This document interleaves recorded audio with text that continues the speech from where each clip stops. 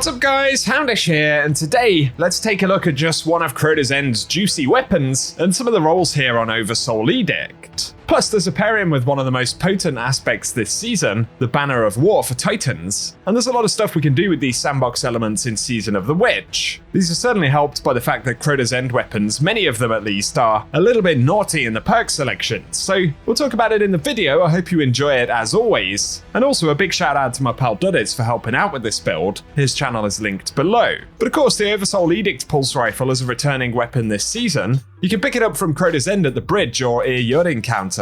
This particular role has Voltshot, which of course is a very strong weapon bonus, and as you can see it's helping us get a massive number of multi-kills, just like we've seen with weapons before with incandescent, things like Amit or Retraced Path. And of course other Voltshot weapons like Tarnished Metal. It's pretty satisfying to see so many enemies go boom with these bonuses. And of course with Voltshot, after making a kill, reloading the weapon overcharges it for a short period, causing it to jolt on its next hit. Oversoul Edict though is a rapid-fire frame arc pulse rifle, and its origin trait, Cursed Thrall, allows a melee attack final blow to grant the weapon Cursed Thrall explosions on extra kills for a short duration. This will go off at the same time as Voltshot, and that means even more kill potential, especially in more difficult content, right? Because where Voltshot or Cursed Thrall explosions alone don't necessarily kill tougher enemies, chances are the other bonus probably will, so it's a good pairing for sure. And this role of the weapon also has enhanced Demolitionist, and final blows generate an improved amount of grenade energy, and activating your grenade ability reloads the weapon from reserves. So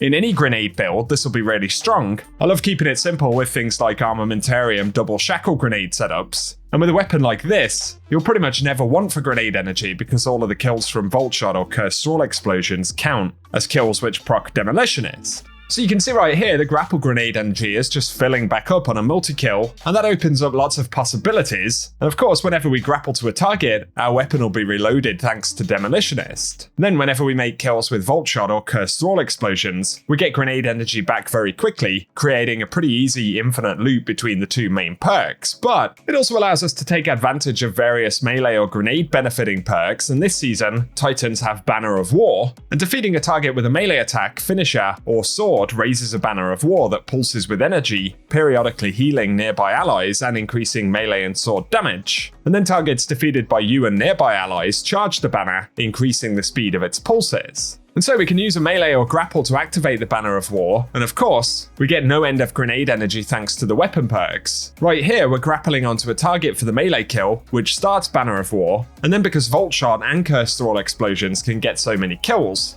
those follow-up kills will very quickly bring Banner of War up to 4 stacks, which is the maximum. So now we have the benefits of the banner, as do our teammates via the healing pulse. But the good thing is that having the grapple melee option available so often means that we can proc Cursed Thrall explosions via the melee attack very easily. So at this point we've got 2 weapon AoE effects available, continuous grapple or grenade energy, and if you run Banner of War, we also have a healing pulse going as well. So you pretty much use grapple melee to proc Banner of War and Cursed Thrall explosions, then make a weapon kill, reload to proc Voltshot, which also charges up Banner of War to 3 or 4 stacks immediately. Then we get the healing pulse and profit. It's pretty juicy, and this weapon roll is enabling so many things to happen in the subclass. And of course that means there are other choices out there. It's an arc weapon, so you can lean into arc subclass perks, double grenades via Armamentarium, Heart of Inmost Light builds, or even Shinobu's Vow Hunters with double skip grenades. Warlocks with Fallen Sunstar could have a lot of fun with this as well. So a role like this on Oversoul Edict has a lot to offer, especially crafted with enhanced perks. In terms of the other possible perks on Oversoul Edict though, looking at what's popular, of course Demolitionist in the first trade slot, but also Keep Away, Perpetual Motion, Enlightened Action,